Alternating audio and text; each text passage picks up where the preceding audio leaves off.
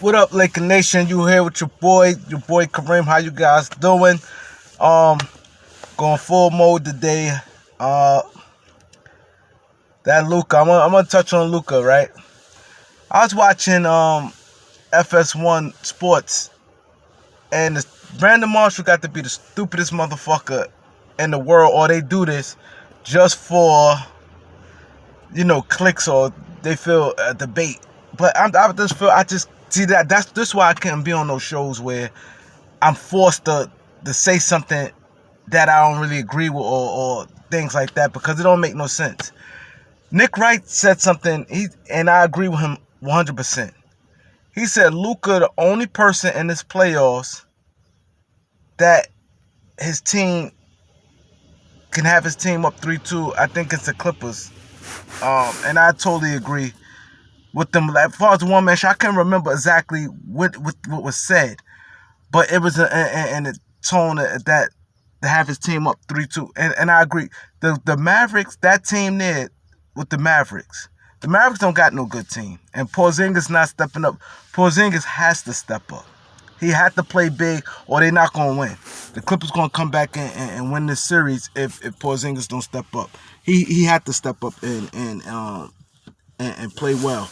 They're not going to get over him just what he did. And you can't expect Luka to do everything. But Luka, the only with that team, you look at that team, they don't have no good team. I spoke on that the other day. They do not have a good team. They got and Porzingis is not helping. If you look at name wise and put Porzingis in there, he look good on paper, but his play hasn't said that. So I agree 100% with Nick Wright on that. Luka, the only player I think, far as if you drop anybody on that Mavericks team, anybody on any team, put them on that Mavericks team, and take Luka out, replace him with Luka, it's not happening. The Mavericks team is horrible. And I want to talk about Rick Carlisle. Rick Carlisle is I want Frank Vogel to take a page out of this. That was a smart move, him putting Boban in that lineup. Boban played 20 minutes. He had 9 points. And Boban, smart, he not going to hurt your team. But that's the adjustments. He said something had to give. And that's what Frank Vogel need to understand. And I always say that Rick Carlisle, to me, is the second best coach in NBA behind Popovich. And I debate anybody who disagree with that, because if you look at the team that won a championship, and look where he went against. Look what he been having. Rick Carlisle, even when he was in Detroit, he been a good coach. He's been a good coach everywhere he been. Like I say, the second best coach in the league to me. It's just what it is. So now I want to talk about. I watched Trevor Lane, Laker Nation, with Trevor Lane yesterday, and they were talking about Alex Caruso because he's gonna be a free agent, and they said that Caruso is the most important free agent. Him and some weirdo he had on his show yesterday is the second. I mean, the most covered free agent that the Lakers must bring back, and the most important Laker free agent. And see, this is where it goes to show, if that is true, and talk about Frank Vogel value him, which is true. Frank Vogel obviously value this guy playing 30 minutes a game in the playoffs, and he's not really he's not really making an impact. Is if he's the number one impact free agent, and we got all these free agents, we got guys. Let's just break down the Lakers free agency. You got Montrezl Harrell, a 6-man candidate, one of the top guys coming off the bench in the league. Andre Drummond, like a 4-time rebounding champion. Dennis Schroeder, he was a top 6-man, but a guy averaged double figures in his career and been starting his whole career except 1 year. And Taylor Horton Tucker. I'm not even gonna talk about Wesley Matthews and Macklemore and guys like that. And Taylor Horton Tucker, a 20-year-old who has arm for days, big hands, can dribble, and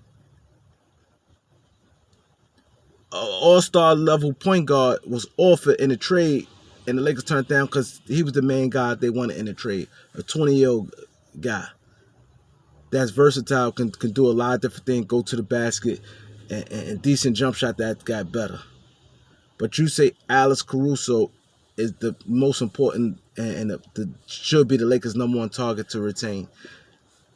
See, this where it shows that he only. How come Toronto didn't say give us Caruso?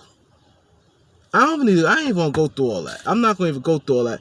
Like I said, these guys is sick. They don't even know anything about sports, and they talk about and even for. I'm not really mad at Vogel because you're a coach. You're supposed to look out for your player. But they said Vogel said I didn't hear him say this. He said Alex Caruso should get considerations for Defensive Player of the Year. See, they fail to realize hustle and you being all over the place. He does that. I would not take that away from him. He play hard. He played within himself. He don't do anything. I give him that. I'm not here to disrespect the guy. You know what I mean? But that's not hustling. That's just like, I don't know if you guys remember Jerome Williams, the Junkyard Dog. He played for Detroit, played for a few teams in the league. He was a hustler. He'd get you some rebound. He was a hustler, but he was not no defender. He was a guy that hustled. He's not going to give up. So defense, it does play at some point because he won't give up on defense. He battle, which is true. It helps. But pure defensive player, like, stop it. You see Ben Simmons on any guy, offensive guy, you see that difference. You see where guys giving the ball up. When the guy play good defense, let me tell you this, where a guy gonna have limited amount of shots. Let's say if you put like when Kawhi on guys, let's say a guy normally take 20 shots a game. A guy, when Kawhi guarding him all game, a guy may shoot about 13 shots a game.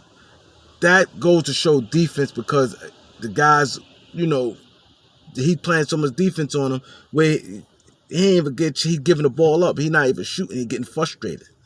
Bruce Bowen did that to guys, limited guys shooting, and that's just what it is. That's defense. You know what I mean? I seen too many guys blow by Alex Caruso with one dribble, pull up on his face. I don't see him blocking any shots. I don't see him getting no steals. He get more deflections when the ball out and deflections. It's two different things as far as defense. If you're gonna say Defensive Player of the Year, it's totally two different type of defense. But and also I'm gonna go back to Brandon Marshall. This has these guys on TV, and like I said, they kill me because they don't even know shit about basketball. He talk about Kevin Durant has more impact in the playoffs than Luka.